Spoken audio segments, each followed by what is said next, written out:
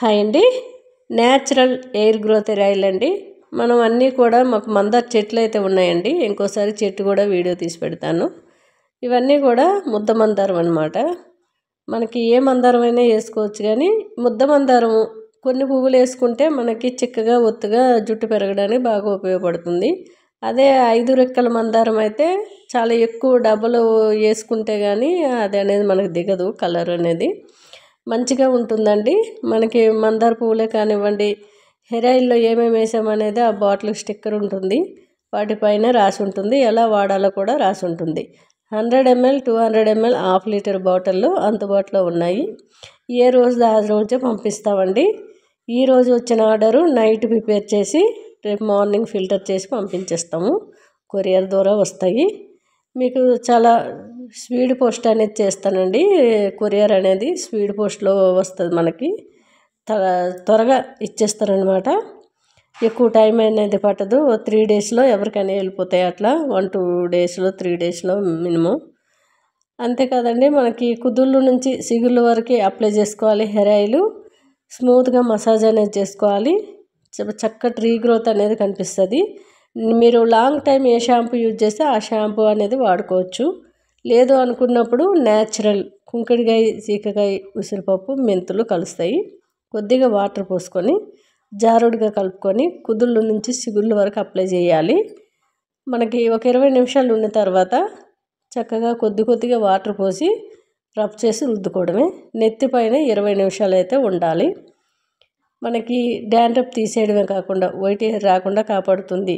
చక్కగా ఒత్తుగా చిక్కగా పెరుగుతుంది జుట్టు, ఊడకుండా చాలా మంచిగా మీ జుట్టు మీరు నమ్మలేనంత విధంగా పెరగాలి, ఎయిర్ ఫాల్ ఆగాలి అంటే మీరు వాడేటివి ఏవైనా కానివ్వండి, న్యాచురల్ అనేటివి వాడుకుంటే, మనకి ప్రకృతి ఇచ్చినవి వాడుకుంటే జుట్టు కానీ స్కిన్ కానీ చాలా బాగుంటుందండి. చూసారు కదా, ఇలా కలుపుకొని కుదుళ్ళు నుంచి సిగుళ్ళ వరకు అప్లై చేయాలి. చాలామంది కొత్తగా పెట్టుకునే వాళ్ళు 100 ml హెయిర్ ఆయిల్, 1/2 కిలో సున్నపిండి, 1/2 కిలో షాంపూ పౌడర్ అడుగుతున్నారు. మేము అలాగే పంపిస్తున్నాము. ఎవరికి ఏది కావాలి, ఎంత కావాలనేది నీట్గా మెసేజ్ చేసి మనీ వేసాక స్క్రీన్ షాట్ అనేది పెట్టండి. చాలామంది స్క్రీన్ షాట్ పెట్టట్లేదు.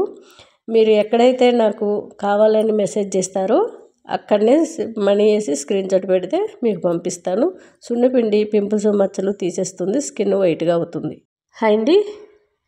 క్యాబేజీ, కాగోలి శనగలు నైట్ అంతా నానబెట్టుకునేవి ఫ్రై చేద్దాము, చాలా బాగుంటుంది. కుక్కర్లో కాగోలి శనగలు, తరిగి పెట్టుకున్న క్యాబేజీ, కొద్దిగా వాటర్ పోసి స్టవ్ హైలో పెట్టుకొని 2 విజిల్లు వస్తే సరిపోతుంది. చాలామంది క్యాబేజీ ఇష్టపడారు, కానీ వెయిట్ లాస్ అవ్వడానికి చాలా బాగుంటుంది. అంతేకాదండి, క్యాబేజీ, కాలీఫ్లవరు, ముల్లంగి, బీరకాయ, సొరకాయ, బుడమకాయ ఇలాంటివి తీసుకుంటే, వాటర్ శాతం ఎక్కువగా ఉండే కూరగాయలు తీసుకున్నట్లయితే ఆరోగ్యానికి చాలా మంచిది.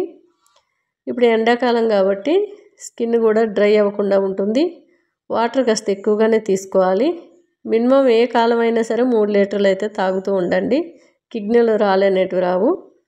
అట్లానే కుక్కర్ 2 విజిల్లు వచ్చాక సైడ్కి పెట్టేసి కళాయి పెట్టుకొని కొద్దిగా ఆయిల్ వేసి శనగపప్పు, మినపప్పు, ఆవాలు, జీలకర్ర, సోంపు ఉన్న దినుసులు వేసుకున్నాను.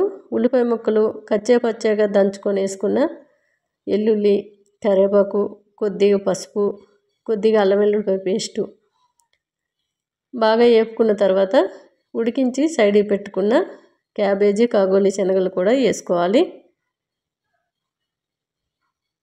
చూశారు కదా, చక్కగా ఉడికిపోయింది. బాగా కలిపేసుకొని కొద్దిగా సాల్టు, కారము వేసుకొని ఇలా వేపుకుంటే సరిపోతుంది. మనం ఇంకా మూత పెట్టే అవసరం ఉండదు, త్వరగా అయిపోతుంది. లంచ్కి త్వరగా రెడీ చేసి బాక్స్కి అయితే కట్టేయచ్చు. ఇది చాలా ఈజీగా సింపుల్గా చేసేయచ్చు. కొద్దిగా సాల్టు, కారము వేసుకున్న తర్వాత బాగా కలుపుకొని అందులో ఉన్న వాటర్ మాత్రం డ్రై అయ్యే వరకు ఎప్పుతూ ఉండాలి. ధనియాలు, జీలకర్ర వేయించి పొడి చేసుకున్న పొడి వేసుకున్నాను కొద్దిగా. అంతేనండి, రెడీ అయిపోయింది. క్యాబేజీ ఇట్లా డ్రైగా ఉండేటప్పుడు దించేసుకోవడమే. చూసారు కదా, రైస్లో కలుపుకొని తిన్నా లేదంటే చపాతీ అయినా చాలా చాలా బాగుంటుంది. పులుపు చాలామంది ఇష్టపడరు, కిడ్నీలో రాళ్ళు ఉండేవాళ్ళు గట్రా పులుపు తినరు టమాటో, అలాంటి వాళ్ళు ఇలా వండుకొని తినండి. అంతేకాదండి, మనకి కిడ్నీలో రాళ్ళు రాకుండా ఉండాలంటే ఏ కాలమైనా మినిమం 3 లీటర్ల నీళ్ళు అయితే తాగుతూ ఉండాలి. ఇప్పుడు ఎండాకాలం కాబట్టి ఎలాగైనా తాగవలసి వస్తుంది, తాగేస్తారు, తెలియకుండా తాగుతూ ఉంటారు. చలికాలం అయినా తాగుతూ